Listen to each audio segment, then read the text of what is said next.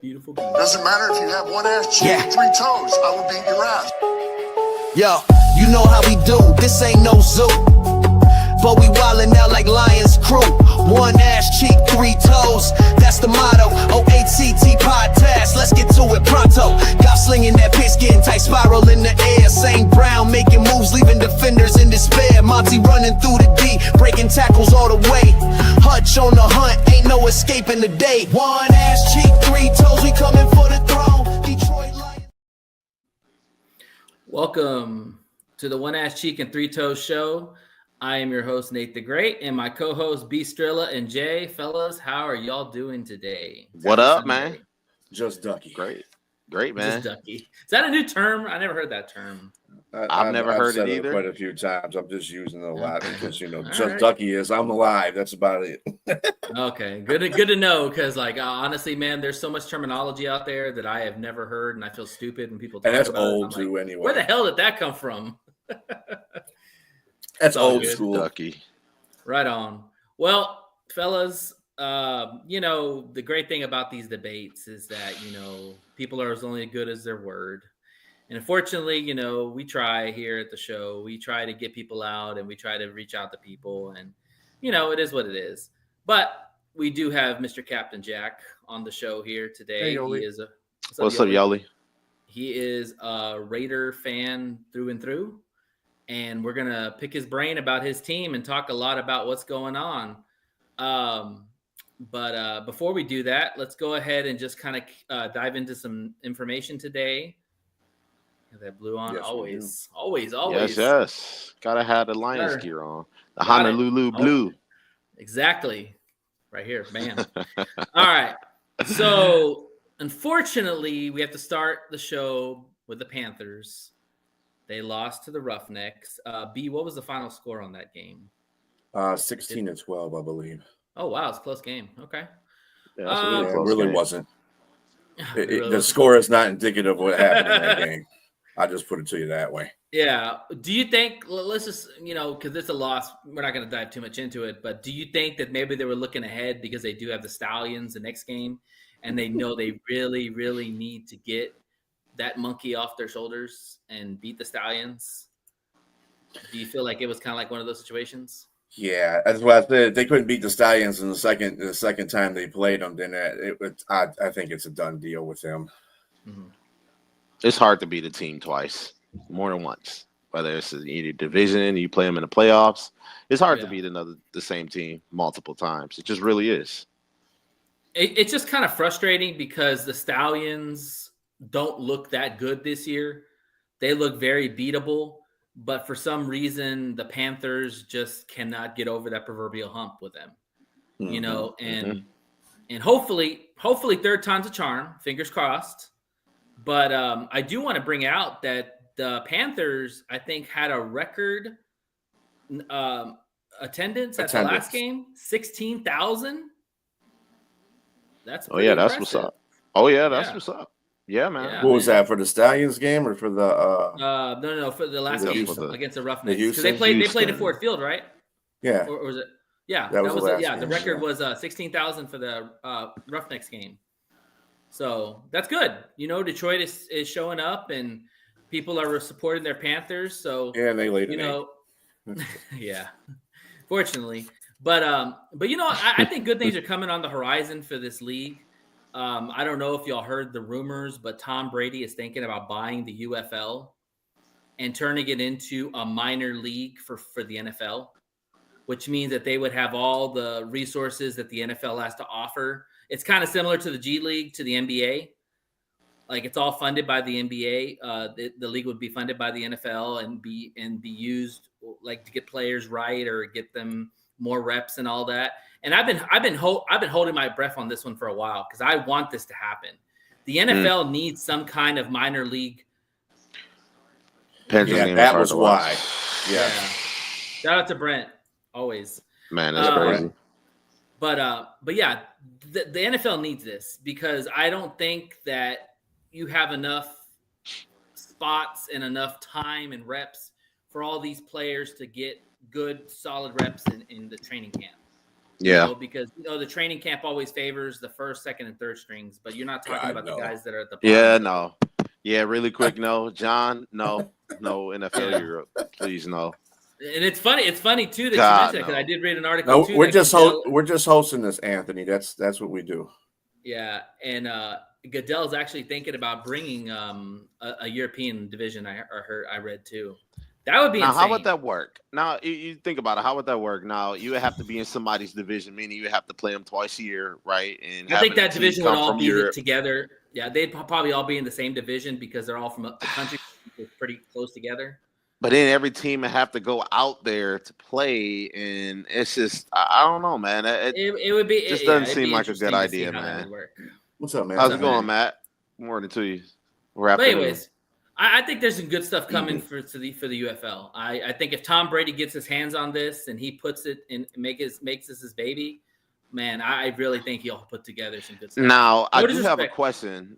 The Rock, he owns the UFL right now, right? He's the part owner. It's part split. owner. It's split. Yeah, Okay. Him and Danny Garcia own the XFL part, and then the and whatever the heck it is called. Danny Garcia was ownership of the XFL, and then The Rock bought the UFL. Okay. USFL. So that's why it's part together. Okay, got you. So I could see Tom Brady and his big old money stash coming in and definitely want to get his hands around something like this because I think this is a good program. They just have to get better. They have to get a better organization. I think we can all agree on that. Because if you get a better organization, you get better hands on it, get better resources. This could definitely be your minor league type of program. Mm-hmm. So, I can definitely see that. Yeah. B, real quick, what time do the Panthers play on next Saturday or Sunday? I think it's 3:00. Yeah, it's 3:00 because it's at Birmingham. Yeah, 3:00. Okay, and that's a Saturday or Sunday? Saturday. All right, perfect. So go Panthers. We'll be talking about either a win or a loss next Sunday. But let's go ahead and shift focuses to Jay, your session. What you got today, sir? All right. So since we're kind of lacking a lot of NFL news right now, like we get into the dog days of the summer, I did a little bit of research about PFF's top 32 interior defensive linemen. I'm only going to do 15 because I don't want to go through the whole list and explain why. But at number 1, they got Chris Jones. Anyone surprised by that? Chris Jones. I mean, they say he's probably one of the best dominant force since Aaron Donald. So no. Yep, exactly what they said. First ballot Hall of Famer. I mean, he was the league's highest graded interior D lineman. So not really a surprise to anybody, I don't think. And, at number 2, they have Dexter Lawrence from the New York Giants. Kind of surprised by that. Now I like Dexter Lawrence. I think Dexter Lawrence has done a good job since he's been in New York and with the extension as well. But I thought it would have been another person ahead of him, somebody named Quinnen Williams. But man, I could be wrong, right? So, what do you guys think about that? He could be the number 1 at some point because Dexter Lawrence is a freak of nature, man. The guy had over 10 sacks last year. Yeah, Dexter Lawrence, he is a beast. I give it to him. And, really quick, I thought Mason Graham was going to fall and go to the New York Giants. That would have been crazy to have him on one side and Dexter Lawrence on the other. That would have been crazy. But at number 3, Cam Hayward from the Pittsburgh Steelers. Wow. Cam Hayward, even at 35, he had a stellar 2024, 90.1 single PFF grade overall. I mean, only second to Chris Jones, they say. 85.9 PFF pass rushing grade, which marks the best of his career, too. What's up, Monkey? What's up, Monkey? What's going on, my man? Let me ask you. Let me ask you. Just give us a top 5, but let me ask you who. Where is Jalen Carter in this list? Jalen Carter is at 5 behind Quinnen Williams from the New York Jets. Okay. So yeah, you got at 4, you got Quinnen Williams, and at 5, you got Jalen Carter from the Philadelphia Eagles. 73.3 PFF grading from 2024. Doesn't jump out, but his 84.4 and 84.6 PFF pass rush grades in each of his 2 seasons with 125 total pressures certainly do jump out. That's what PFF said. And where's our boy? Mr. Aleem McNeil falls out of the top 10, and he falls at 13 Yikes! What do you guys think about that? I think I think Injury. he's in the top 10. Well, injury too. They Yeah, were going by last year. It's probably because of injury. but he's a top 10 defensive tackle. I think we can all agree on that. I mean, Oh overall, yeah, definitely. but When as he's far healthy, as the I think PFF he's a he's top got there, 5.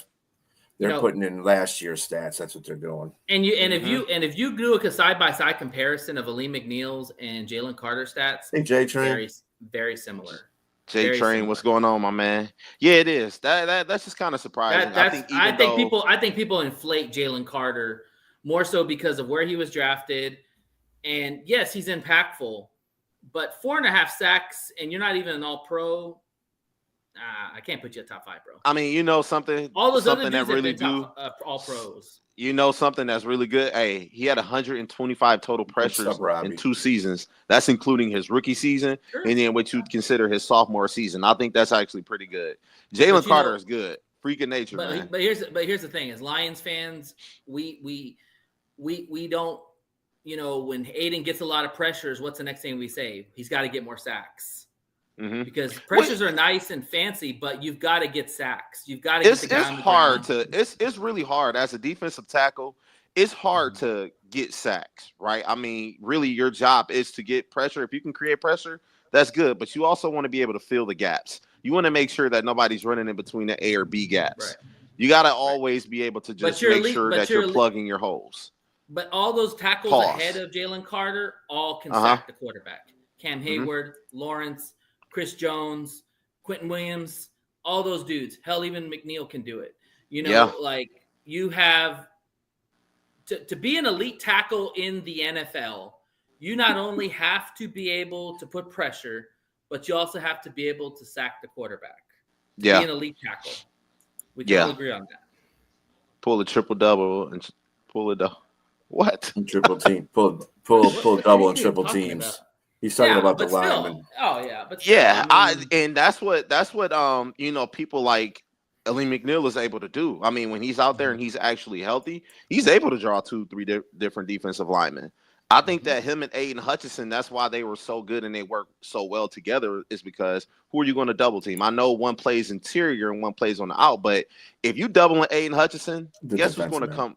Yeah, that's a defensive end, my man. But he can also blow up. I mean, blowing up the play is huge too. We talk about with Jalen Carter. I like that he can blow up plays. Aleem McNeil, he can blow up plays.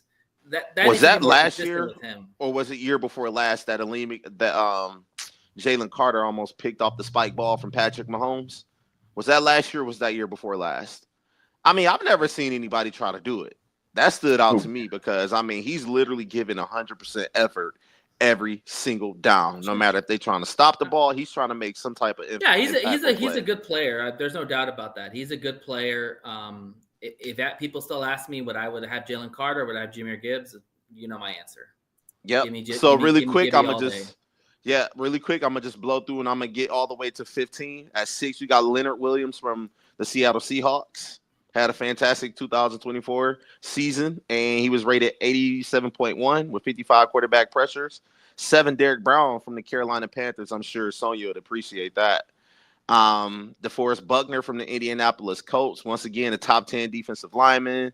Had an 81.7 grade in 2024. Jeffrey Simmons from the Tennessee Titans. Christian Wilkins from the Las Vegas Raiders. I know y'all gonna like that, Christian Wilkins. I mean, he's really good. That was somebody I wanted the Lions to pick up in the offseason if there was ever a chance that they could have last season. Way too expensive. And Vita Vea, number 11. I'm not mad at that. Vita Vea is a space eater. That's a guy that has always been able to draw double and triple teams. If you can't guard him one-on-one, he's going to blow you up every single time. You're not going to be able to run on him. You won't be able to do anything. And I think the Lions know all too well about that because when they played him the second game of the year before he had gotten injured, he was a big part of why that Tampa Bay defense shut our offense down. Really, just being honest. At number 12, you had, I can't say this guy's name, Mabaku from Matabike. Baltimore. That guy's ranked way too low. Matabike is an enforcer, man. He's a top 10 player. But he is. He's really good. That's a guy that, I don't excuse me. PFF grade.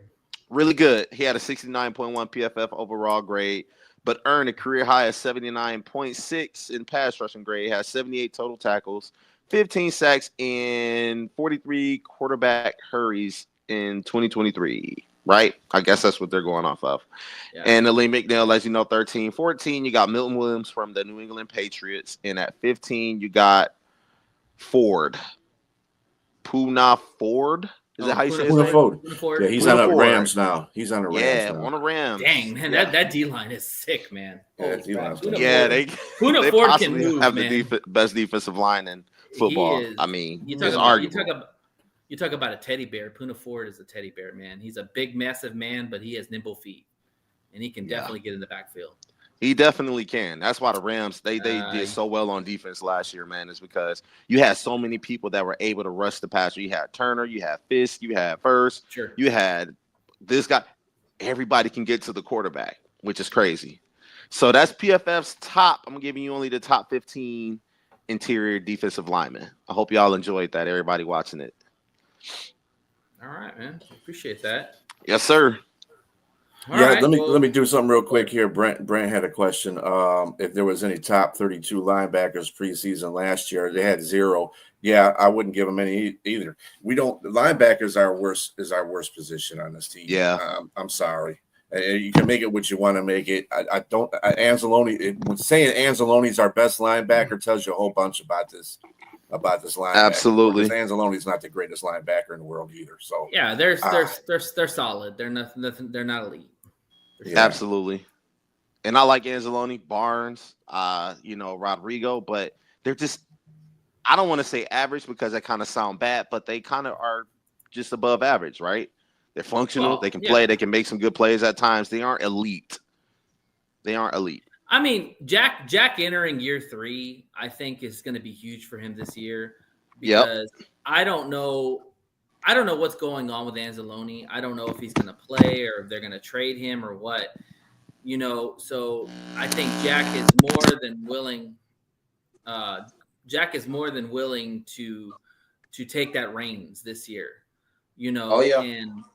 And so year 3 is going to be huge for him.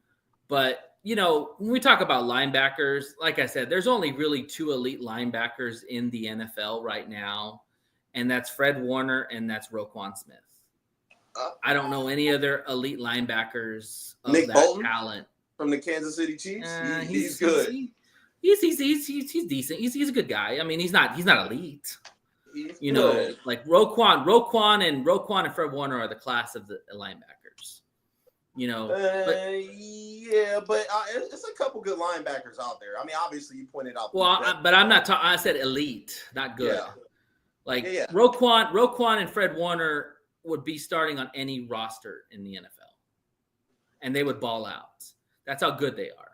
Yeah. But the thing about the linebackers, and I think we've had this conversation before, that linebackers are kind of a little bit of a fading position because of the receivers and the spreads of the offense more, that the linebackers aren't as needed as much. I don't think so. I think the linebackers are needed.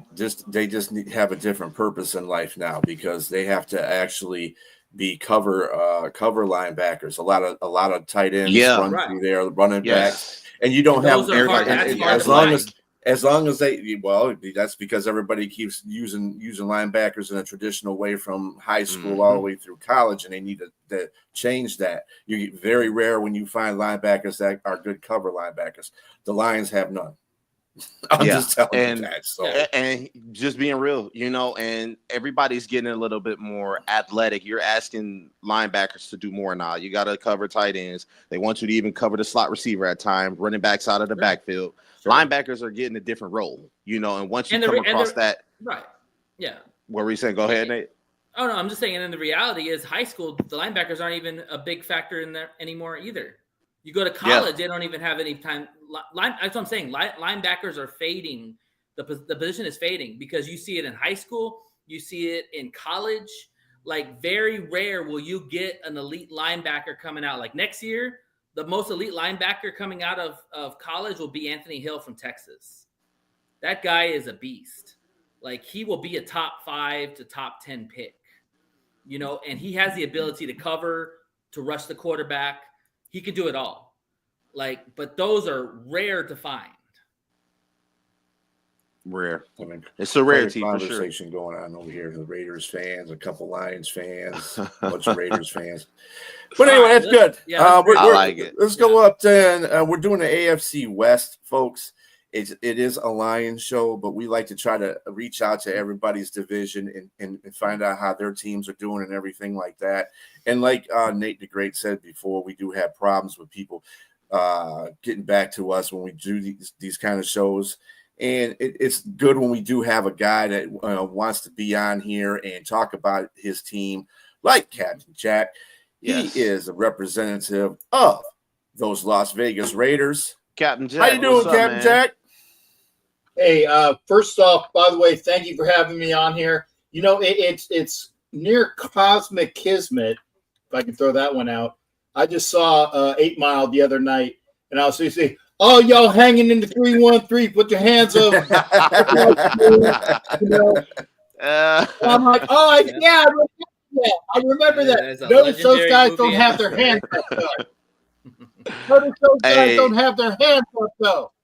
Hey, Captain Jack, man, I just want to thank you and say I appreciate you for coming on. We all from the Den, the Lions crew, we appreciate you for coming on, man. Yeah, seriously, we're gonna have some fun here. So yes, sir. Let's go ahead and get started.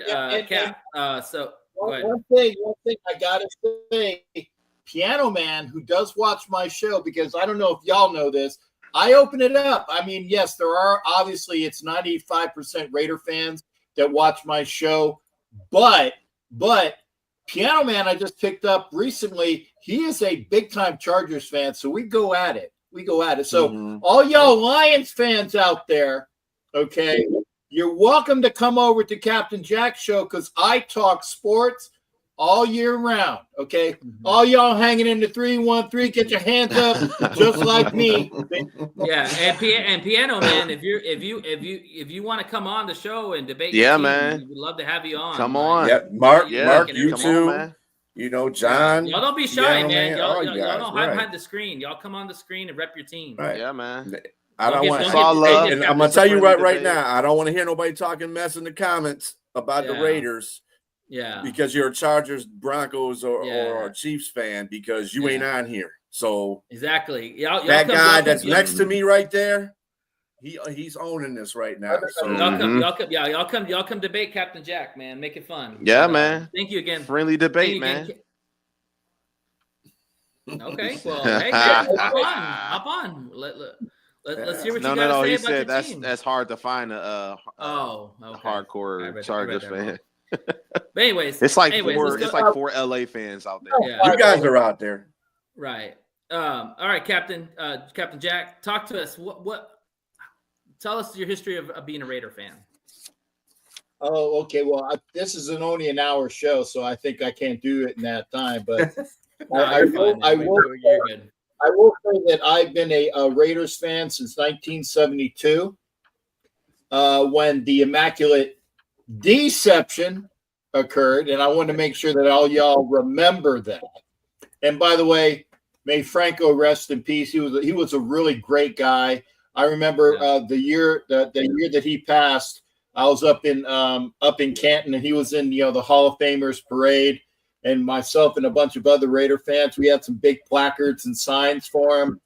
Say Franco, repent. We know it was a trap. All this other stuff. Gave him the biggest amount of crap. I know I'm not supposed to. I swear a lot, so I got to try to catch myself. You're the good. Biggest amount of crap. You're good, man. Let it rip. We got a network we have to be involved with. So okay, so I can say that the biggest fucking bullshit call in the history of motherfucking sports. There you go. I dropped a few of them right there. There you go. Immaculate Deception. Right.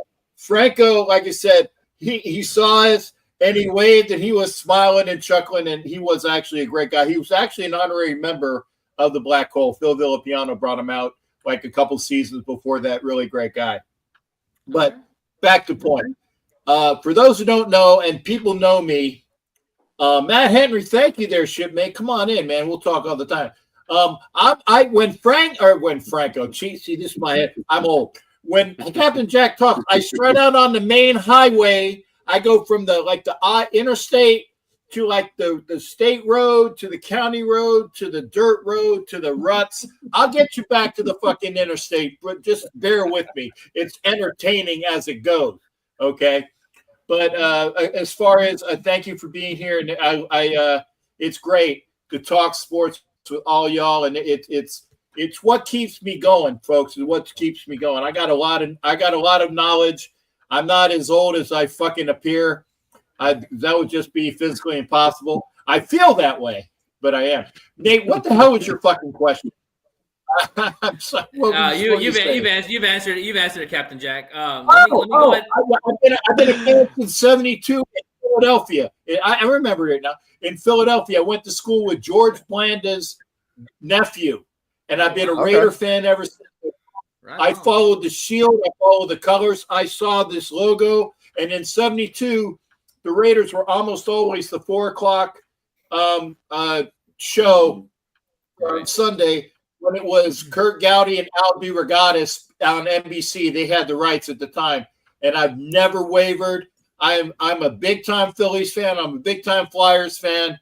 Basketball, not so much, but always Raiders overall. If you can see this, this is the Raiders Hall of Fame here in my house. Wow. Oh yeah, come on down. Yeah, look, even the ceiling fans. Wow, you got ceiling fans. The ceiling fans, nice man. I'm assuming. I'm assuming that you got toilet paper and the toilet is also Raiders, right? Shit, I need to work on my game, man. Yeah, it would be Kansas City roll. That's impressive. That's impressive, Captain Jack. Yeah, all right, let me ask you. This is. Go ahead, sir. No. Let me ask you the first. Let's start off with the first question. So tell me why, Captain Jack, the Raiders will win the division and why they won't win the division. Well, I'm going to start with why they won't win the division. And the reason why I say that is if you are, injecting yourself with illicit drugs, or if you're taking too many gummies, or if you're smoking some really good ganja, then obviously you think the Raiders are going to win the Super Bowl. That's not going to happen. Okay, I'm just saying. I am a realist. And I'm still considered. I am a intelligence analyst for 38 years. That's what I did for the military and the Navy. So I actually analytically can take things and see. That's why when Nate and I can't remember what the hell it was, but Nate said something on a show that I was like, you're so, and I couldn't say it. And I can't remember what the hell it was. Nate said something, he fucking tweaked me, and I wasn't able to get back to it. I said, you have no fucking clue what you're talking about. You went Captain Red. You went Captain Red on me. Yeah, I remember that. We're not gonna go there because don't bring up all Captain Jack. On the show. I don't know what it was, but I actually try to do things analytically and with thought. That's why I said the Raiders are going to be a lot better this year. They are going to be a lot better, but you need to gel. You need to get the team together. You have the makings of a great, great team, and it starts with the coaching staff. We got rid of all the fucking fucks that don't know how to coach. Going back to some fucktwad that was with the Patriots says I'm good. I'm glad I can fucking let loose. Some fucktwad that was the offensive coordinator for the Patriots. That's good at offensive coordination, but he's a fucktwad of a head coach. And there's been some other guys before him. Even Gruden 2.0.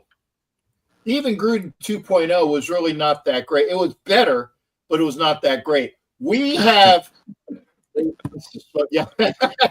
Thank you, Mike. Give that man a cigar, Monkey don't want the smoke with me. But the Raiders have been searching. The Raiders have been searching for real coaches for the longest time. Okay, and I mean that.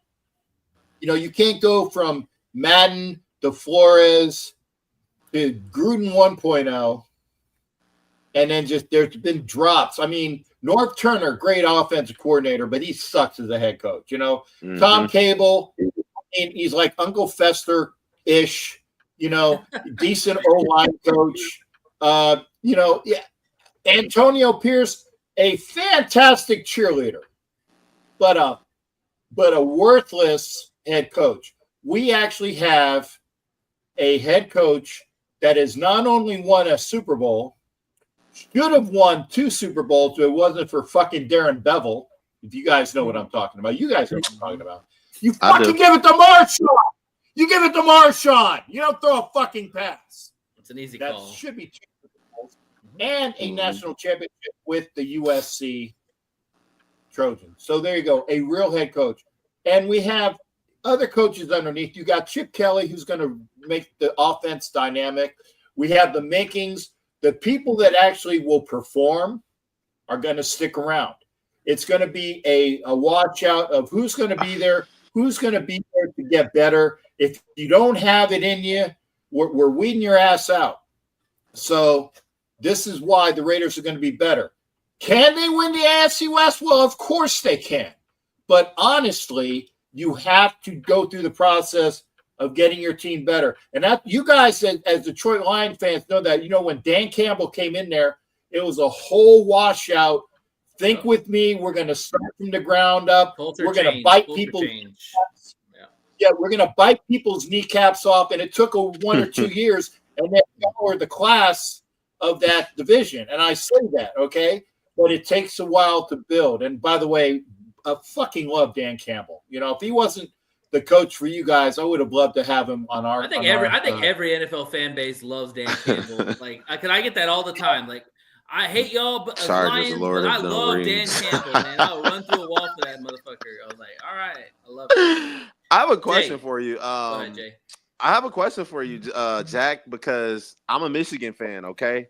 And I know that Chip Kelly is now over there with the Raiders. How confident are you in that he was only able to put up 10 points on Michigan, like a team they came into the game? I think they were like a 26-point favorite at home, and he wasn't able to draw up anything with Henderson, Quinshon Judkins, or Jeremiah Smith, like some of the top players in the country. I mean, when you come across a defense like Kansas City or Chargers, I mean, how do you think he'll fare? Let me know your opinion on that. Let me know. Well, first off, every team is allowed to have a stinker. Hell, my fucking Phillies lost to the fucking Brewers yesterday, 17-7. So it's game by game.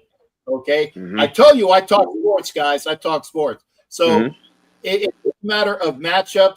You got Chip Kelly against guys that are defensive-minded people, but you also remember that the Raiders went out and got one of the best defensive guys in, our head coach, plus bringing in there, it's putting all the things together. Chip Kelly are you kidding me? Chip Kelly, based upon the other fucking offensive fucktwats, like I was saying, that have been in charge of the Raiders offense the last couple of years. I love the term fucktwat because it really kind of comes to mind. I see that. Yeah. Go ahead. And again, Chip Kelly's going to get the greatest push out of them. But remember also as well, you got a real quarterback in Geno Smith, and I do say that, a real quarterback, top 10 quarterback. And for people that don't think that, look again, Geno Smith, you got 32 teams in the NFL. He's better than at least 20 of them. Top 10 NFL quarterback in Geno Smith. You got a dynamic running back with Ashton Genty. You got the best tight end. I know you guys got Laporta, but I will say Brock Bowers is probably the best tight end. That other fucker that's on the Chiefs is Taylor Swift, pussy whip shit, So he's decent. But hey, this is me, guys. This is me. And then, like I said, you went out and we needed wide receivers, so we went out and got Besh out of TCU. And when he was with LSU, he was their best wide receiver at LSU. Kid catches everything. And then, from dear to my heart, Dante Thornton. I'm an SEC guy, guys. I'm from Florida. That fucker can run. You don't teach 6'5", 4.33 speed and actually catch the ball. He's not the guy in the movie. Don't throw it to Stoneheads. No, he can actually catch the ball. Okay. So we have a dynamic offense. The offensive line is the one that needs to be resoldered and refinished. that's going on this year. Okay. But you got Pete Carroll's son being the offensive line coach. They will score points against better teams, Jay. It's just, I have no qualm in them scoring points, because not only you got Chip there, but you got Pete next to him, and you got Graham next to him. He's going to say, well, this is what they do. I'm the defensive guy. This is what you need to do to attack that, because they have the knowledge. Yeah. And really quick. Yeah. And really quick before I ask you another question, but B, can we pull up that previous comment about that guy addressing Jared Goff when with the Lions realized that he's been low key shading the Lions. So I really want to say this, and he can't spell golf either. Mr. Edward, Jared Goff is our guy, and he's going to be the guy because he's going to have a huge cap hit next year if they either try to trade him or release him or something like that. So what they're going to do is they're going to reconstruct his contract, because he's set to make how much next season? He's going to make a crap ton of money, and they're going to have to reconstruct his contract, which means he's going to be our quarterback for at least the next 3 to 4 years. Jared Goff can be that guy if you keep him upright, which is the reason why we got 2 offensive guards in the first 2 rounds of the first 3 rounds of the draft, right? And you still got Frank Ragnow, Penei Sewell, who's the best tackle in the game right now, and Taylor Decker on the other side. Jared Goff can do good things. Hence the reason why he finished with he finished 4th in the MVP race, if I'm not mistaken, 4th in the MVP race. He had a perfect game of 18-18 with no incompletions, and he had a couple touchdowns. Jared Goff can be that guy. If you keep him upright, he's going to be good. He's been to a Super Bowl before. And, I mean, he's not elite. We know that he's just not the most elite quarterback, but he's good. If you put a team around him, he can win, like 90% of the quarterbacks that aren't named Patrick Mahomes, Jalen Hurts, or Lamar Jackson. And let me add to that, too. I'm tired of this Goff slander. Listen. If you don't think Jared Goff can play, I don't know if you watch football. Yeah. Because you put his stats up against some of the best quarterbacks in the NFL, and he's either as good or better. Than some of these quarterbacks. Did he have a bad game against the Commanders? Yes, he did. Of course. He also was concussed too. Okay. And probably shouldn't have been back in the game. We can all agree on that. So, but the thing is, let me just finish. Yeah. Do your thing. But the thing is that he can play at a high level when he has what he has around him. And the thing is that this guy was a number 1 draft pick for a reason. So for the people that say this guy is terrible, my question is, who's your quarterback? And then I'm going to stop. And then I'm going to ask you to go watch football.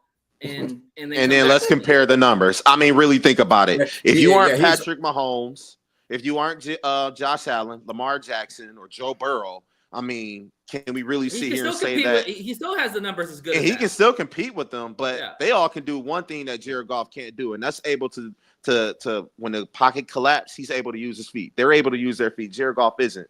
When you keep him upright, he'll dissect you. He'll go for a perfect 18 for 18, right? He have 3 or 4 touchdown passes on him. So what were you gonna say? Get in there. Come on, let's not do that. The last thing I said before we get back to Captain Jack there, I'm just, he's old and rusty. That's why he was in MVP talks last year. Like I said, Nate's right. Go look at some football, bro, because you're not looking at football. Anyway, back to Captain Jack. AFC. No, wait a second.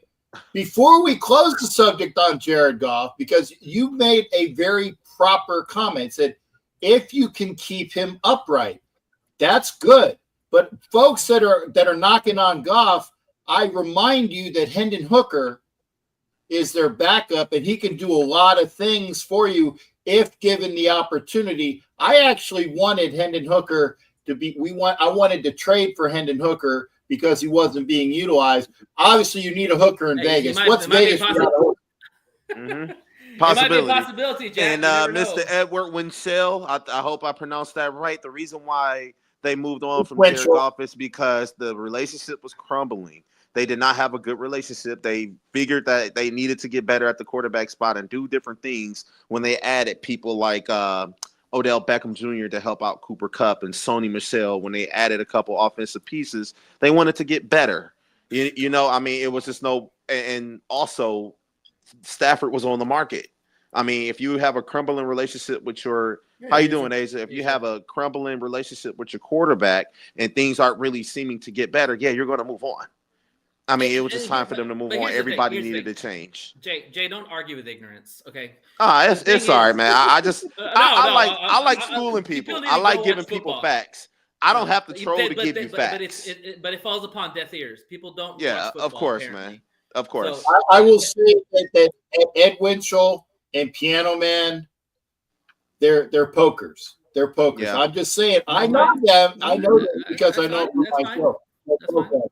Monkey, exactly. They were not seeing eye to eye. I don't know who they're a fan crumbling. of, but like I said, who's your quarterback? And I'll wait. Anyways, Yeah. Well, Anyway, so B, you got a question for Captain Jack?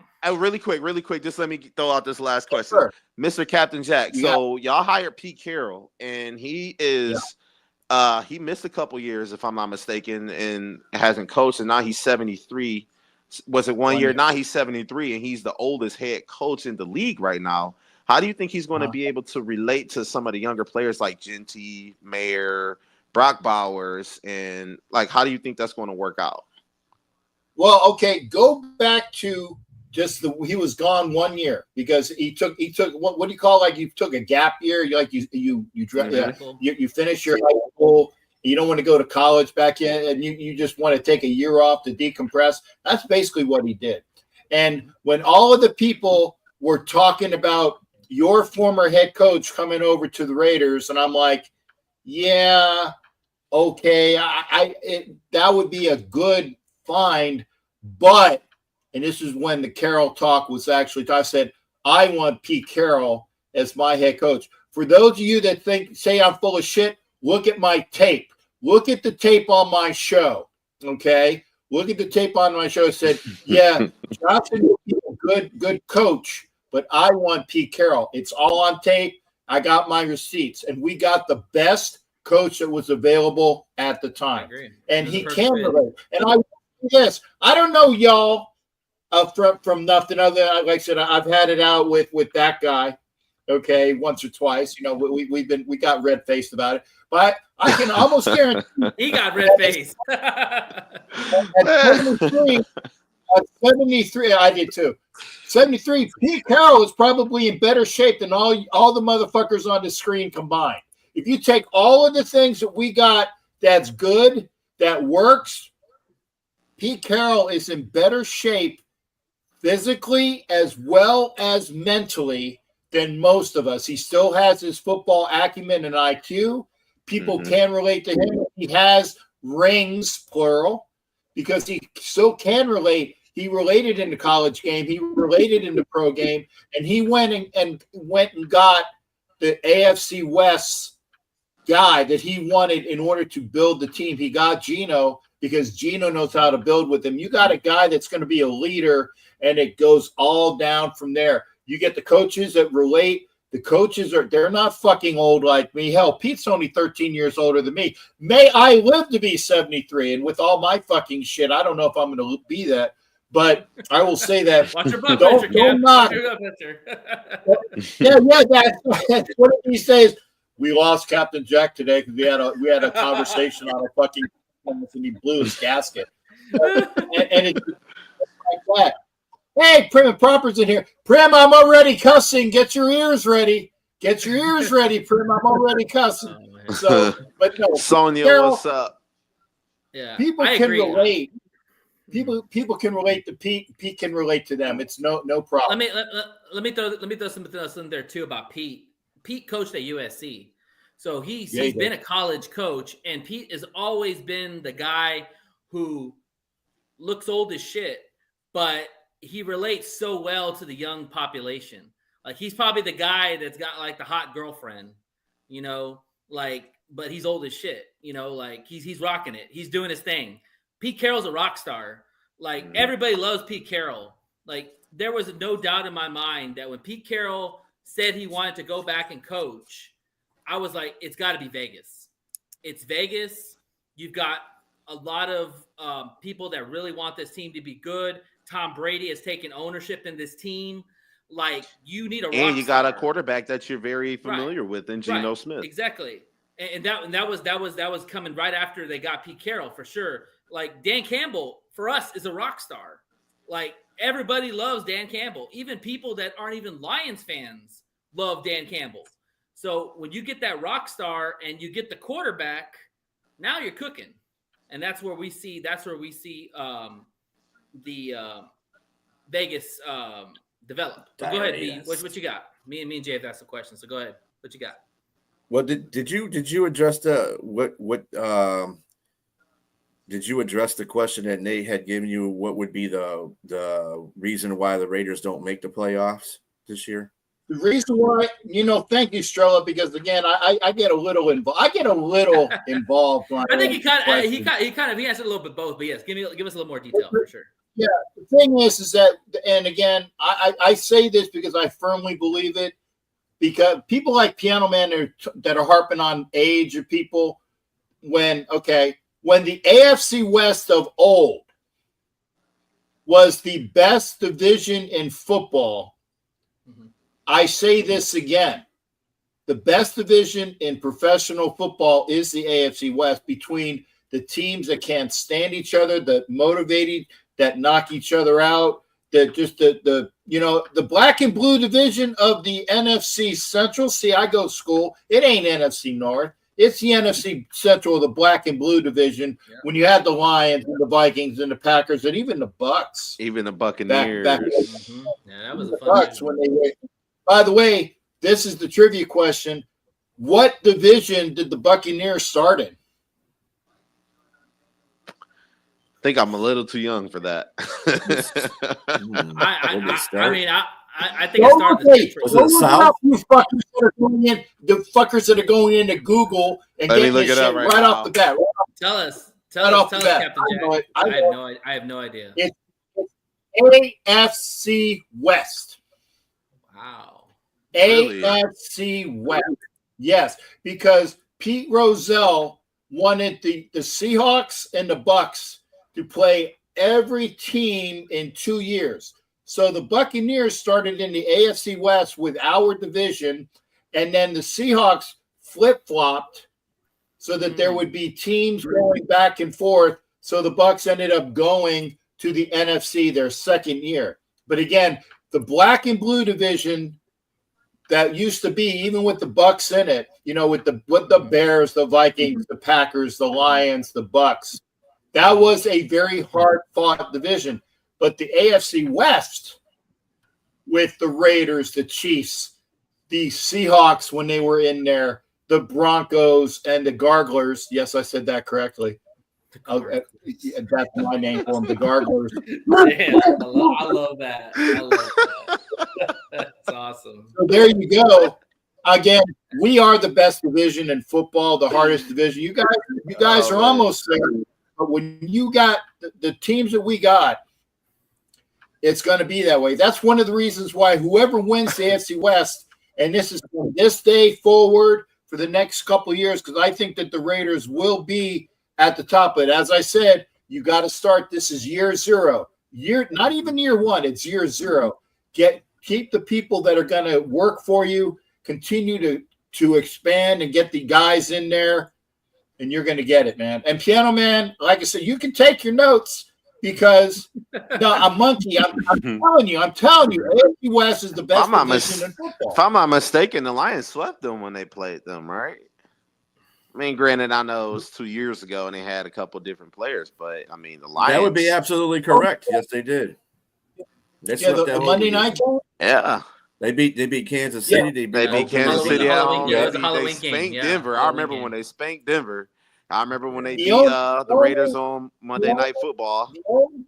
The only game that I missed was that Monday night game because I have not been to Detroit. It pisses me off. I've been to all of the other stadiums in your division, but I couldn't go. You gotta come, man. You gotta come. It's a nice time. That was a crazy game because we were getting our ass kicked in the first half. And thank you for saying that. Thank you for saying that. That was a game that we just. But we whooped those ass in the second half.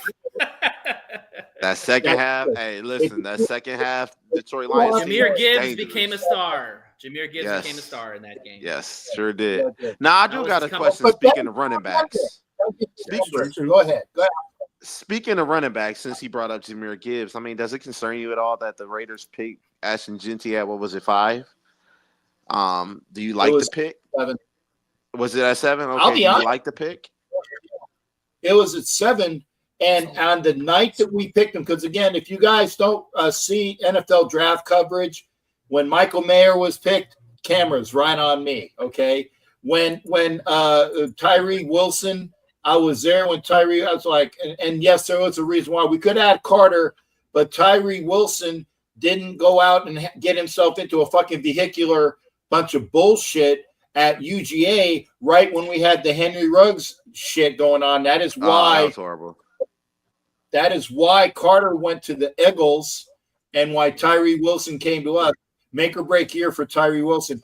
And if you were there the night 2 of the NFL draft when picks 98 and 99 were on your screen, this old big old face was right in the middle of your screen when the Raiders selected their guy. Going back to where I was with Jeanty, again, I'll go back to the interstate. When Jeanty was picked, I was not happy about it. Really?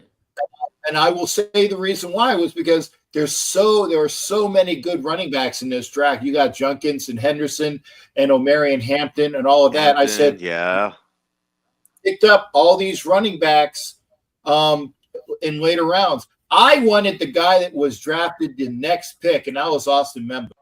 Okay, I wanted that offensive line taken care of. But I did say this, and I've been on several shows that said this. Okay, I said I will like the Jeanty pick if Raiders E73 that all Raider fans except for me at the time. Go back at the time. I said I will like the pick if the Raiders address the offensive line, which they did in picks 98 and 99 with this big old pirate in front of you. So I like the pick now. At the time, I did not, because last year I wanted Fuaga the very next pick. We went the very next pick to the Saints, and we ended up getting the best rookie. Yes, he should have been rookie of the fucking year, and I think it was bullshit that they had. And granted, the kid from Daniels was a great rookie quarterback. You can't tell me that Bowers didn't. They're always going to go quarterback, Captain. They always do.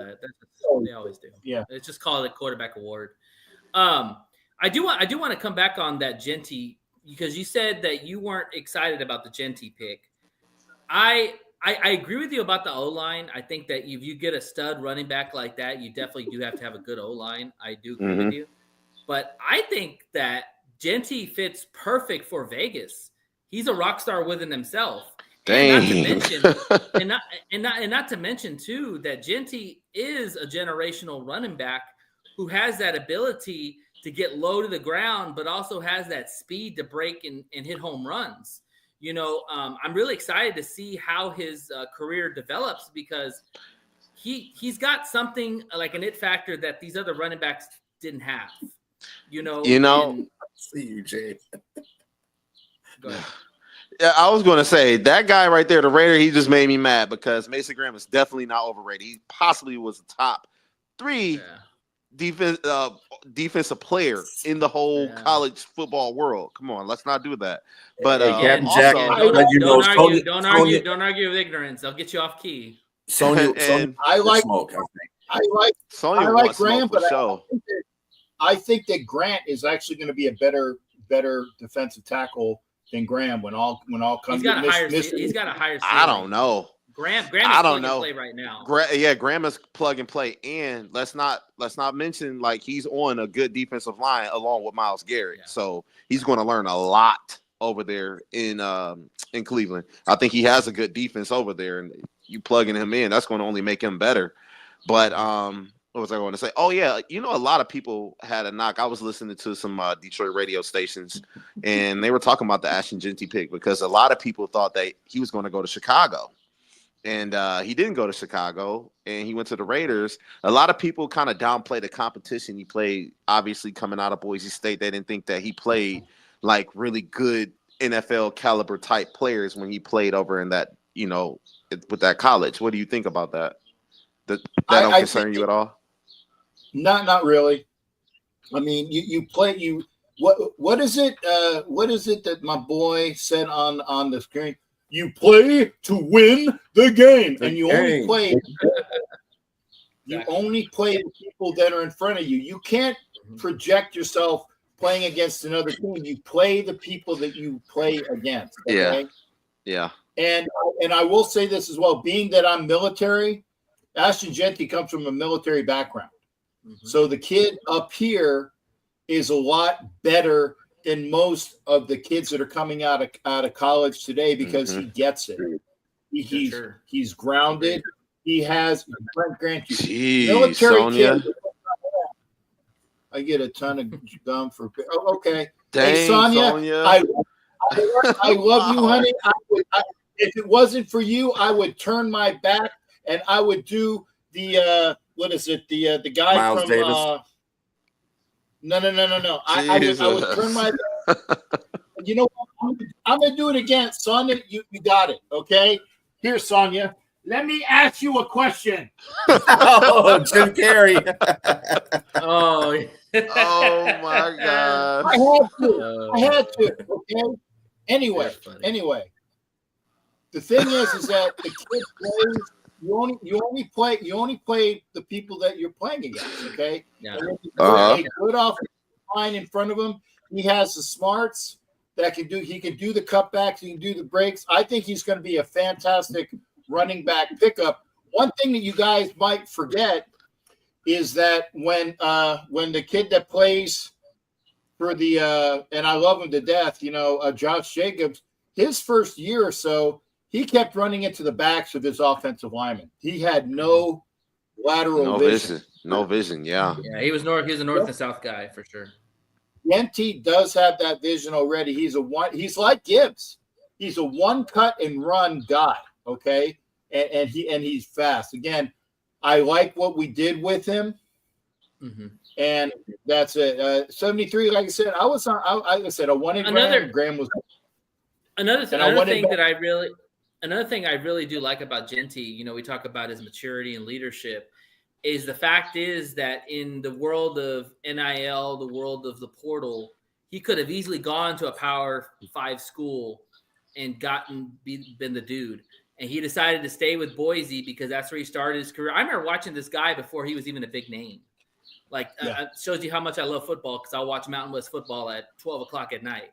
But I watched this guy play, and I was like, this guy is going to be a stud when he gets the opportunity, because you think about some of the running backs that were ahead of him, they were pretty good. And then Genty came onto the scene. And so, the fact that he was really that whole team. Right. But the fact that he stayed with that team and didn't transfer says a lot about the person. And I think that that's going to bode well when he gets into those situations with the Raiders. If they do lose some games and go on losing streaks at times, it's not going to kill him. You know what I'm saying? Because he's going to be able to go back and dig deep into his mentality and his leadership and himself and say, you know what, we'll get better. It's going to take time. And predict a stat line from him. I mean, because obviously I think that, he him predicted going over to the Raiders. Yeah, I know y'all don't think he's going to have 1,500 yards and 10 rushing. touchdowns. He said he wants to do. Obviously, boy, that's crazy for a rookie to do. That's really good. But what do you think? Do you think he live up to that expectation, or do you think it's going to kind of be hard translating from college to football? To NFL. And people who know me know that I don't do numbers. I don't do, well, he's going to do this or he's going to have that, or, I don't give a fuck. Seriously. The big thing is winning and losing. Okay. And even if the Raiders lose, he's winning inside. He's getting the team chemistry down. That's why I said people say the Raiders going to be better. Yeah. They won 4 games last year. 5 games is better. Okay. If you look at it, from jump, are the Raiders going to be better? I can guarantee you they will win at least 5 games. That's better. Okay. I predict the Raiders to be a 7, 8, could be 9-win team because they play in the best division in football. Okay. And if you split with those guys, that means you're 3-3 against real 3 teams that all went to the playoffs last year for the AFC. Okay. Exactly. I got a question. He knows my number. How do you call the AFC West the best division in the football? But Raiders only won like 4 games last season. Like, what's up with that, man? Because 3 of the teams in the AFC West went to the playoffs last year, and the Raiders are going to get better competitive with those 3 teams. That is why they are. Iron, yeah. And real quick, Jack, I like that. real quick, Captain Jack. The win totals for Vegas is 6.5. So you say it's going to be 7 or 8? Yes, what you said? Yeah. I say, and folks, I admit I'm always up, and I don't lie about shit. I thought that when they had that bet last year, and I bet 7, I'm like, this is the easiest fucking money. I don't bet on games. I bet on like those numbers at the beginning of the year. I said, this is the easiest fucking bet that I ever made. And I was flabbergasted that they just sucked ass last year. I really was. Well, they didn't have a quarterback. Jack. Thank you for coming on elsewhere. Yonio Antonio Pierce. Hey, elsewhere, make sure you come over to my show, brother. Make sure you come over to my show if you haven't already. I think he is on my I see the I see the thing that's on there. Thank you for being there elsewhere. B, you have a question? It was the old smoke and mirrors. It was the old smoke and mirrors. Gord or Funk or Pete. Well, I thought P Funk All Stars. Man, I can do this shit. Yeah, I'm pretty hip. As long as I don't use my legs, man, my legs suck. That's why I'm around in a fucking power chair and a scooter. My legs suck. There you go. There's a question for you. I can see something about Najee. Did they get Najee Harris? They did, yeah. And they got Hampton. Well, yeah, I was going to say, picking up Omarion Hampton was the best thing that the Chargers could have done because they've never been able, and let me say this again, Piano Man, they've never been able to win with Herbert back there as a quarterback. It is a team effort. And Golden Boy don't know how to win. They haven't had a running game. That's they haven't had it yet. And one thing that Jim Harbaugh has done well with that Chargers team is he's getting them a running game. He built up the offensive line. Now while they're receivers, he got Lad McConkey and Johnston. I think that they probably could add another wide receiver over there, but their running game, watch. I bet they rank in the top 5 when it comes to rush yards and touchdowns because Jim Harbaugh is going to do exactly what he did at Michigan. He's going to put the best backs back there, and he's going to line up and play smash mouth football. That's his bread and butter. Manager. Yeah, he's going to turn Herbert into a game manager. Exactly. I agree with that, Nate. Not that Jay is like a Jim Harbaugh sycophant because he was the coach for his college. He's a big Michigan lover. I am. Hey, I just met you today, and I'm a fucking intelligence analyst, Jay. It doesn't take a fucking a guy with an IQ of 30 to figure out that I'm a Jim Harbaugh fan because I'm a Michigan alum. The first question he asked, the first question he asked about Chip Kelly against Michigan's defense should have been a giveaway right there. Exactly. Hey, I gotta say, go blue, man. As an intelligence analyst, these are called what do you call fuck? It's when you call things that show up at you, and they're. Nah, I'll get it. See, I use some of the old man. Anyway, it's clues. It's clues. These we're are not clues. monetized, Sonia, so we're good. That's it. All right, B. You've been anyway, quiet. Give him a question. Give him a question, B. So, what team?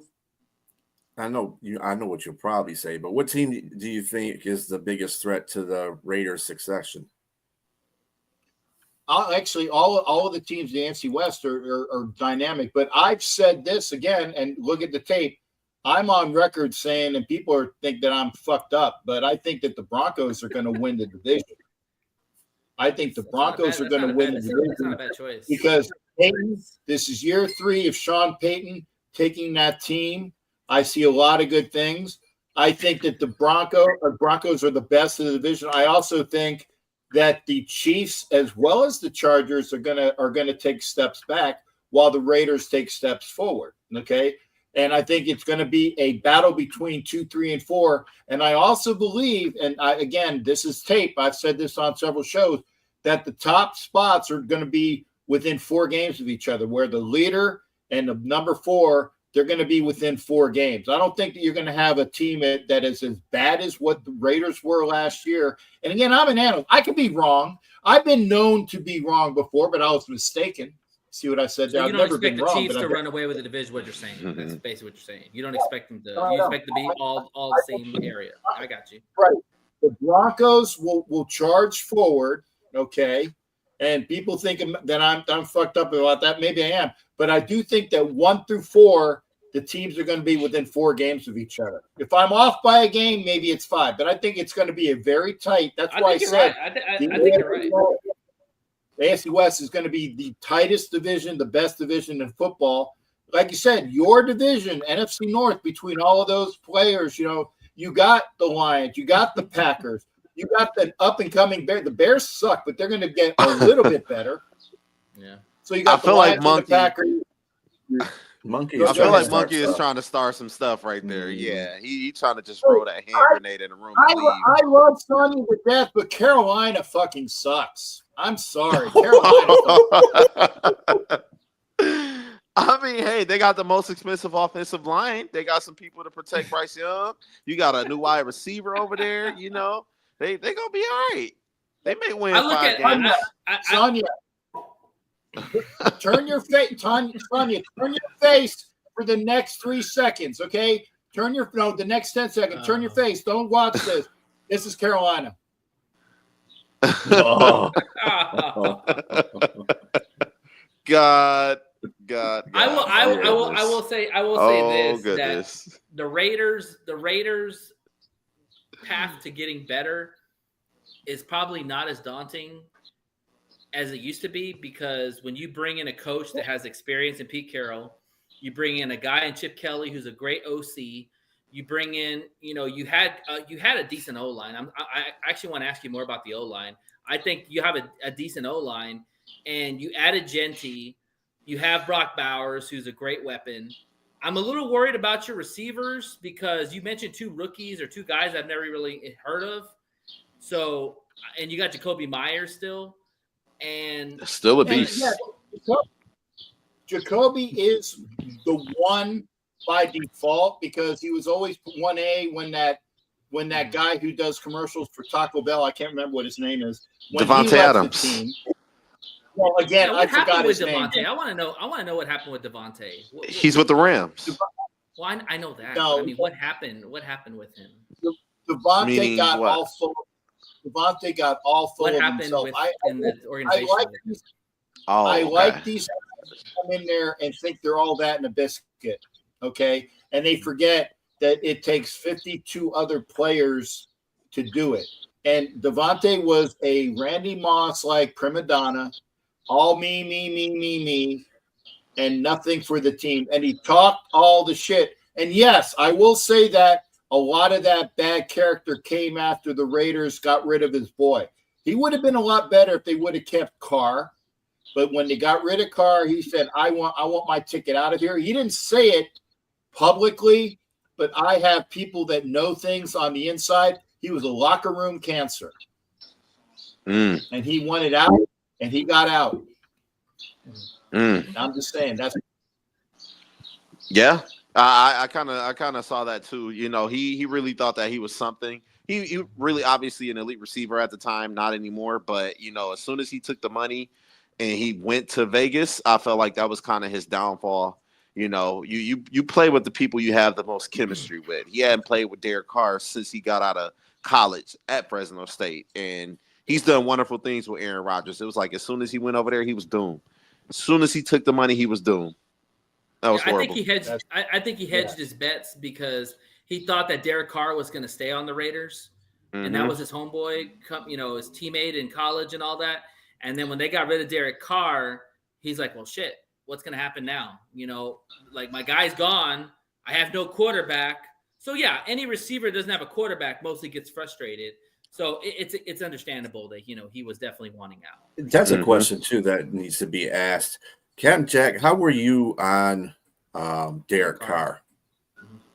How was your feelings toward him? I for the longest time, and this is true, for the longest time, I gave him year after year of excuses. It's like, well, Derek Carr doesn't play defense. Derek Carr doesn't do all of the things, and I gave him so much rope to hang himself, and he finally did.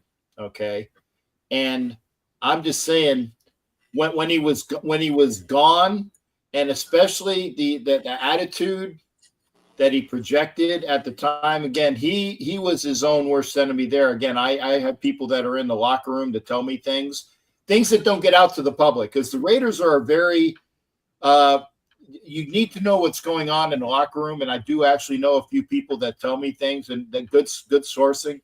As an intel guy, you got to have good sources, and I have good sources. Right. Yeah. And the Derek Carr with that I'm going to take my football and go home type of shit, especially after what happened. His last game was the Christmas game in Pittsburgh. And by the way, on the 50th anniversary of the Immaculate Deception, are you fucking kidding me? There was no way, after Franco had died within a week of that, there was no way in hell that the NFL was going to let the Raiders win that game.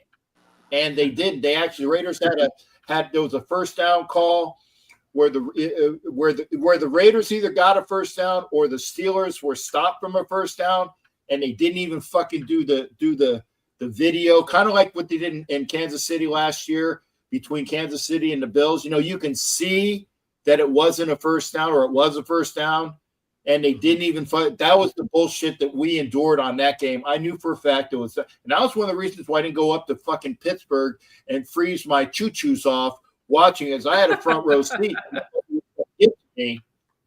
I wasn't going, because I knew there's no way they're going to let him win. But his attitude, I'm going to take my ball and go home. And they benched him. They said, we don't even want you to do anything. That was all on Carr. The Raiders might have said it, but that was on. Let me ask you a question, Captain Jack. I'm going to play what if real quick. If Carr does not break you were there, motherfucker. I was there on TV. I was actually alive for that game.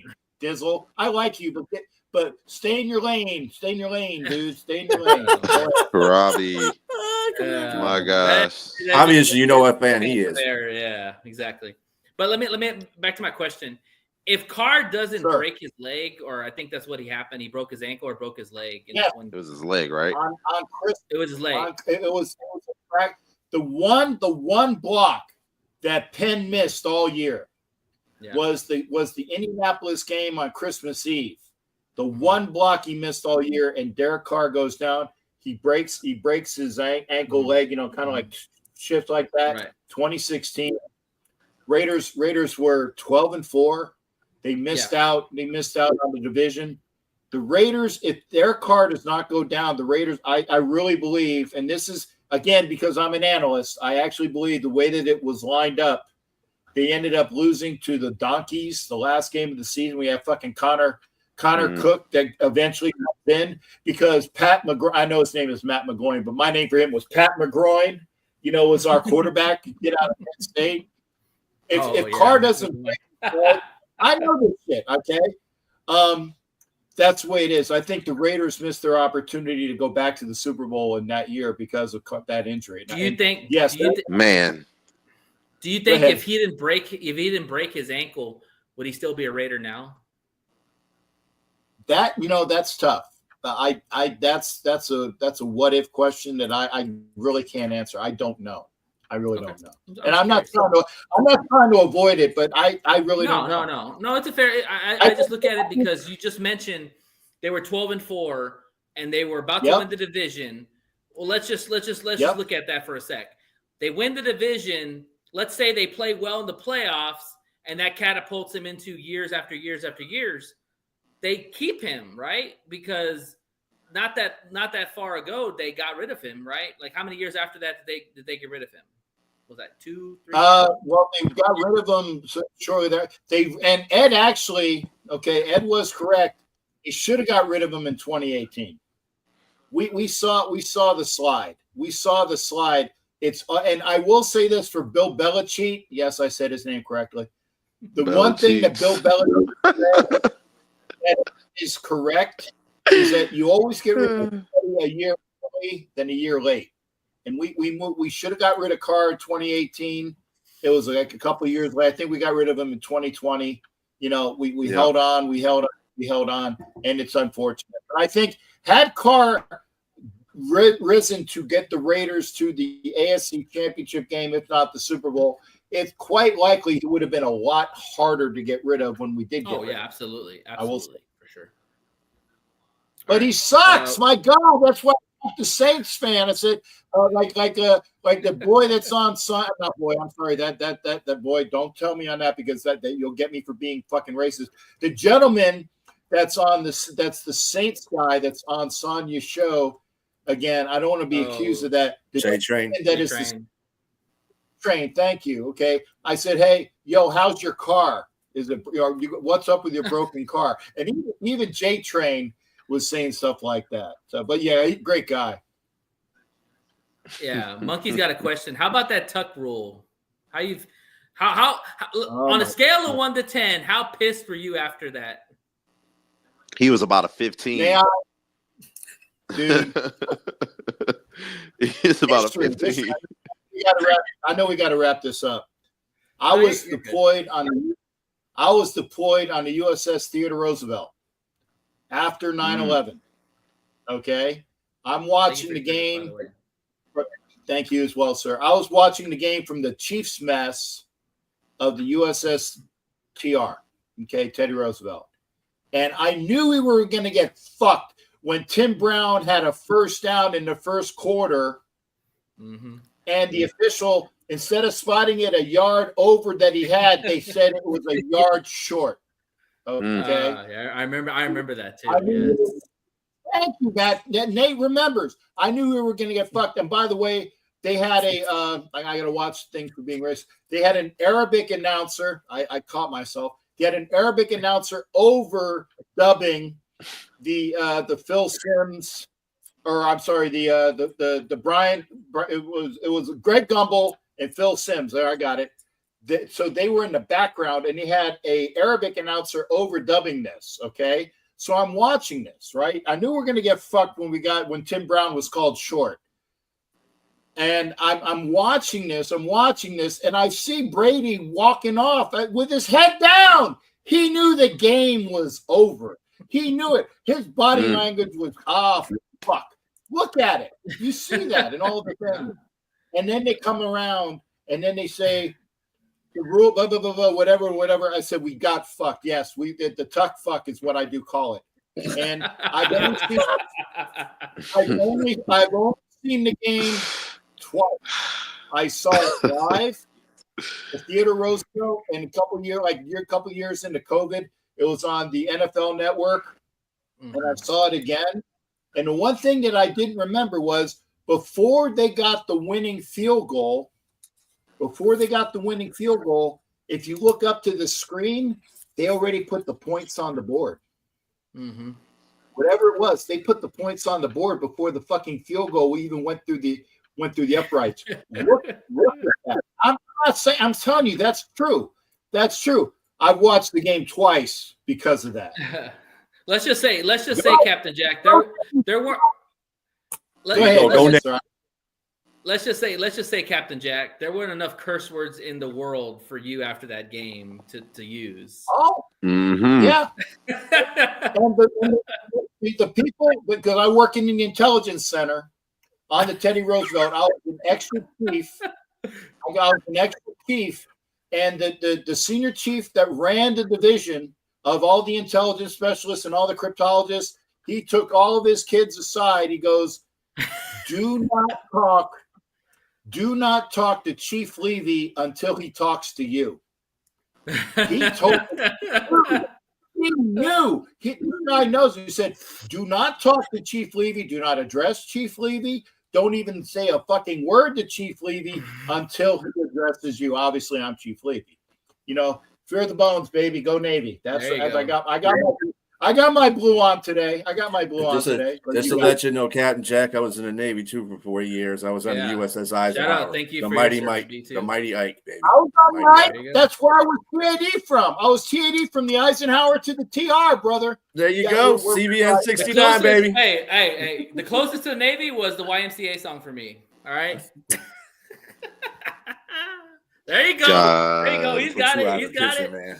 But Captain Jack, I gotta say this because I'm feeling this this doppelganger with you. Have you ever seen Wolf of Wall Street? The new one? No, not the new one. No, not oh the man. Has anybody seen Wolf of Wall Street on here? Yeah. He's Mad Max. Holy shit, he is Mad fucking Max. I get called Jack Black. What the fuck do you call me? Who the fuck is this other person? Oh my goodness gracious. Right? He's Mad Max.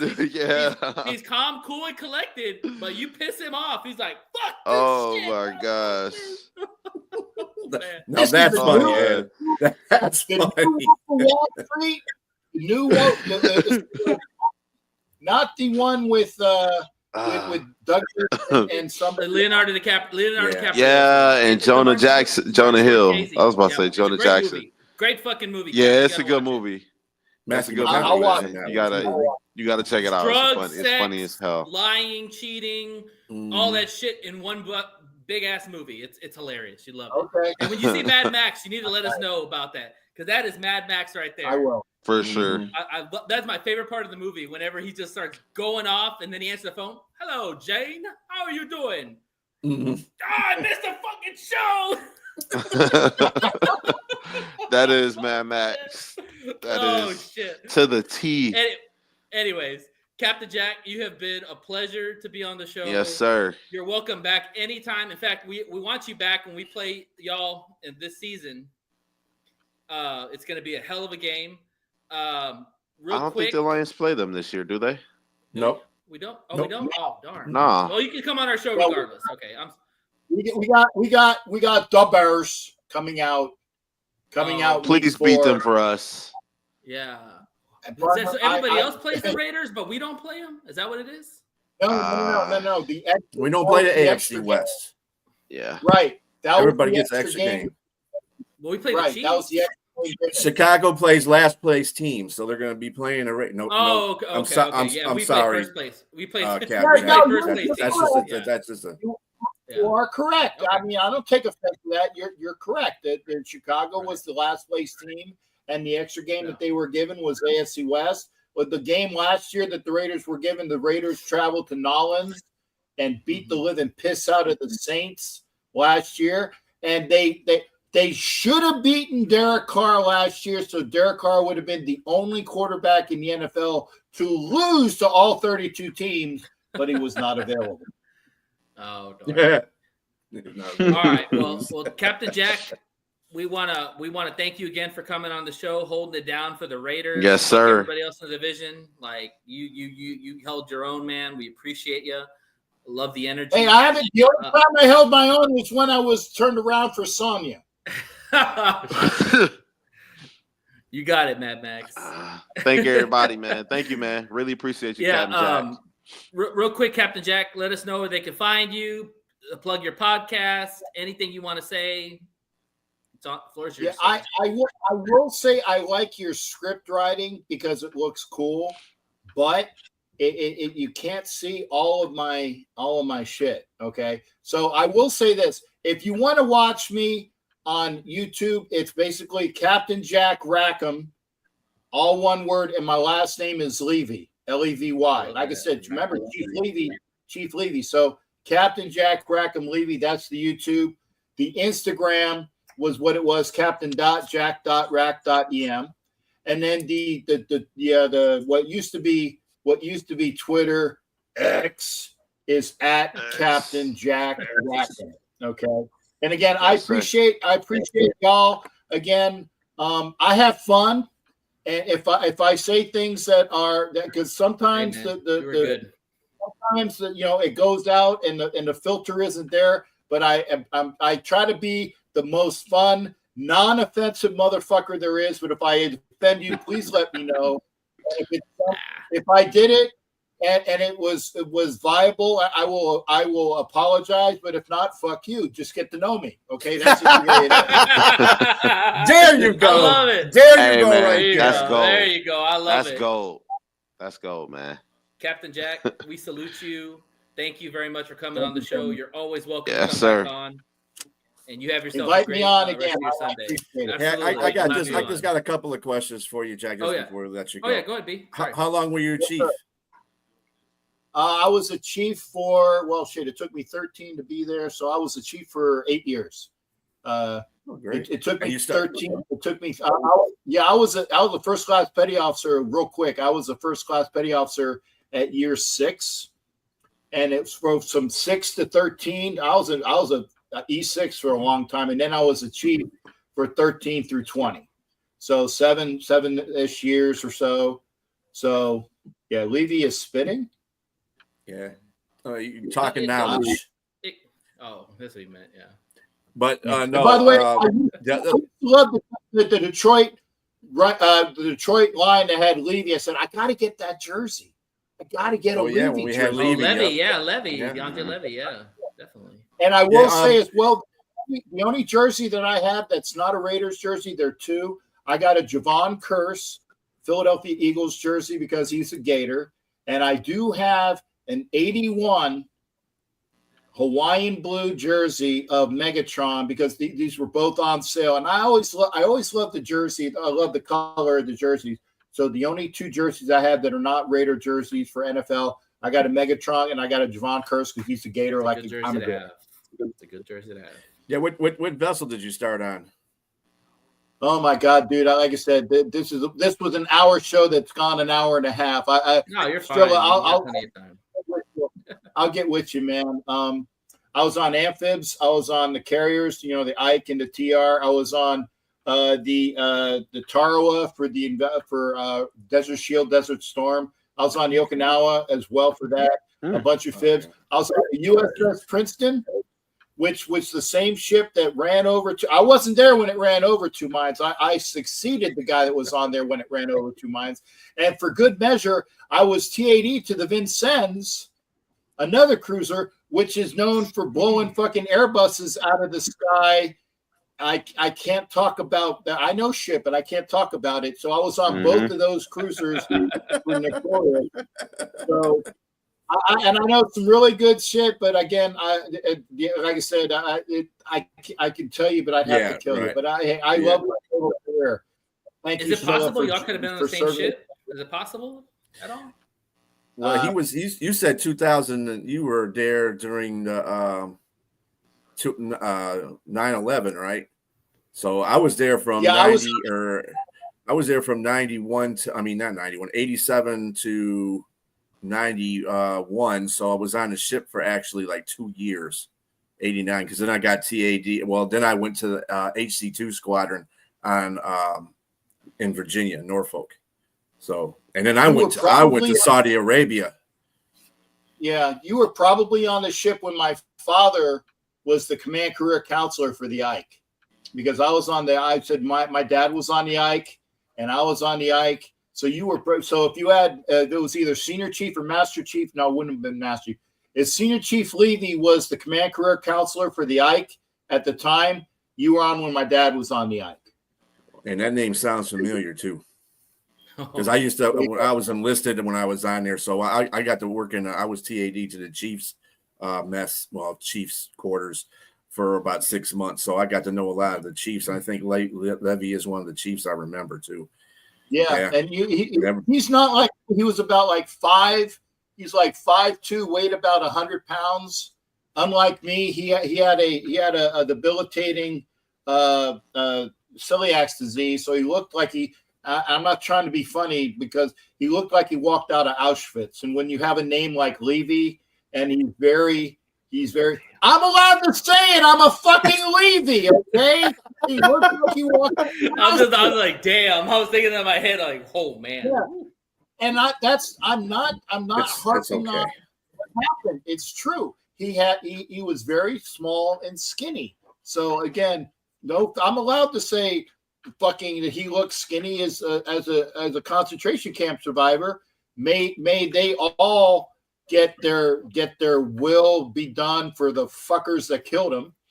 But I'm just saying, it's true. And by the way, another history lesson: the Germans killed 6 million, but they don't talk about the Russians killing 8 and 12 million Jews before and after the war as well. There's your history, right? Oh, Russia. They lied to Oh, you in hey, school, damn it. alrighty. Damn Ruskies. Yeah. Well, I'm trying to technically, do the same thing to your game, but technically the Soviets at the time, but I'm just saying. Awesome. Well, thank you, Captain Jack. Sports and history, guys. Sports and history, all in here. Get me before they croak me. When I'm in a box and I'm in the ground, you can't get this shit anymore. So come on over to the channel, Captain Jack. No time soon, brother. No time soon. Yeah. Tommy back. You got it. You keep rocking it, Captain Jack. Good luck this season with the Yes, sir. I know I'm sorry. I'm long-winded. I talk. Okay, that you can't. I'm introverted. I need to get out of my shell. I want to say thank you for having me on again. I'm sorry that there were no other. Thank you there, Dizzle. I'm sorry that there were no Chiefs, aka Smugs fans on. I'm sorry that there were no Broncos, aka Donkey fans on. I'm sorry that the Gargler fan was Piano and he's a little young, so he doesn't remember when the Chargers used to lose 41-40 with Fouts would throw up 41 and their defense would Fouts would throw up 40 and their defense would give up 41. That's again, I enjoy it, and please come on over to Captain Jack Rackham. I'll be doing the show tonight, by the way, and it'll be 9:00 Eastern. And gentlemen, you can come on and you can come on and talk you can fuck up my show like I fucked up your show today. There you You go. didn't fuck up our show, dude. You were awesome, man. You're awesome. Hey, man. Right. Salute. Thank you, sir. Salute, man. Take it easy. All right. Yes, sir. Oh man, what a Great character, show. man. I Wow. love Captain Jack. See, that's the kind of guys we need out here. Now, see, we need that with a conglomerate of people too. Oh Because man, I don't know. although they were trying to start stuff though, Sonya. I don't Sonya know with the Monkey in there, like the Monkey talking for points would be sure. Crazy. They'd be all over the place. But man, what a joy! What a joy! He brought the energy. I knew he would because I didn't want to say it. I didn't want to say while he's there because I didn't want to trigger him. But yeah, we talked about Brock Bowers because I think it was like because as good as Brock Bowers is. I said, listen, he's a really good player this last year, but can he duplicate the next year? And is he their number one target going forward? Who knows? We don't know. I didn't know what the Raiders were going to do with the draft and all that. And yeah, me and him kind of went back and forth. And I think we talked about Laporta too, because I was like, dude, Laporta, I've seen more from Laporta than I've seen from Captain Jack. So, I mean, not Captain Jack. Robbie, come on, man. But anyways, we're gonna go ahead and wrap up the show. Any final thoughts before we do this, guys? Go Lions. Go Lions. Tigers won. Tigers won 1-0. Good day to be a Michigander. Mm-hmm. So we're gonna tweak some stuff up. We're gonna go a different route. There it is. He already remembered. I triggered him. He already remembered it. So we're gonna tweak some stuff up going forward on the show. We're gonna have a little meeting and talk more about it on Tuesday amongst ourselves. But we've got some ideas and some new things that we're gonna roll out and getting ready, y'all, for training camp, y'all. I mean, yes, sir. OTAs next week, another OTA after that, and then they go on a little quiet hiatus and they come back in end of July, probably earlier for us because of the Hall of Fame game. So football's just around the corner, boys. Yes, sir. We're gonna have more news coming out. Our first scrimmage games against Houston, is it? When we play Houston this week, are we doing Houston first? Or are we doing the who is the Jags? Is it the Jags or Houston? We're doing first. We're doing both. Was it even the Jags? Ooh, yeah. So we're doing joint practices. Joint practices with the Jags and the Giants. I'm sorry, and Houston. And Houston. Oh, okay. Houston's only a day. Jags are 3 days. So I don't know which is going to come first. but should be exciting. So far, Yeah. things have been very promising coming out of Allen Park. What I've read from some of the people that have been there, so we're coming down, man. It's about what 90 Yes, sir. something days of football season. Yes, sir. Yeah, me too. Salute, Yeah, Jack. we enjoy having you on. You Cap. killed it, man. You killed it. If anybody could hold down the show by themselves, Robbie did a fantastic job. Monkey did a fantastic job. No disrespect to any of those guys, but Captain Jack, dude, Yeah. old school guy. Maybe We're all we'll new have school. Yeah. maybe we'll have a show where we try to get all the NFL teams on here. Oh, That'd be a juggling act. If it works out. Everybody shut the fuck up. But I do Hey. want to get out there and give say some to all the shout-outs. people Give some that commented, Piano Man, Brandon Hallam, Monkey, Edward Wincello, Matt Marinovich, Rob Dizzle, Gord Peterson, Asia, Sonia, Elsewhere, Raider Transplant, Angelo, Daniel S., and Lee Richards. All of them came on here and gave a comment. So thank you for that. Shout out to the superstar of the show, Mad Max. Mm-hmm. That's right. I love that, man. I was thinking that all in my head the whole time. I was like, that is Mad Max right there. 100%. 100%. All right, y'all. Well, it was great seeing y'all. Next week we'll be back. As always, fuck the Packers, fuck the Bears, fuck the Vikings. It's time for us to go. Have a great rest of your Sunday, and go Lions. Go Lions, baby. Go Lions. One ass cheek, 3 toes, we coming for the throne. Detroit Lions roar, ain't no stopping our zone. From Ford Field to the streets, we represent the pride. One ass cheek, 3 toes, we on the rise. Gibbs making plays, electrifying the game. J-Mo and Laporta catching bombs, putting points on the name. Penny holding it down, protecting the line. McNair bringing the pressure every single time. One ass cheek, 3 toes, we coming for the throne. Detroit Lions roar, ain't no stopping our zone. From Ford Field to the streets, we represent the pride. One ass cheek, 3 toes, we on the rise. We ain't backing down, ain't no fear in our eyes. We hungry for that win, we reaching for the skies. Detroit Lions forever, that's the battle cry. One ass